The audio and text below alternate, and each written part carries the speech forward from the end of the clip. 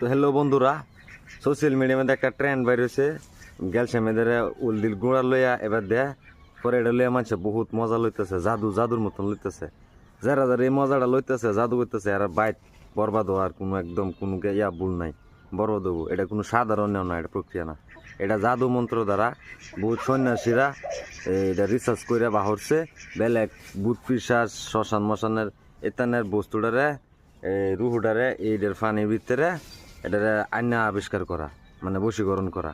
তো এটার লই আমরা মজা করতেছি, খেলা দেখতেছি। হ্যাঁ, একদম বরবাদ কিছু না কিছু একটা উইব মোটামুটি। এটা জেনারেল না, এটা এটা একটা মানে মন্ত্র, মানে একটা আত্মারে এই গ্যালসের ভিতরে ডাইকে আনে, সাধন করে।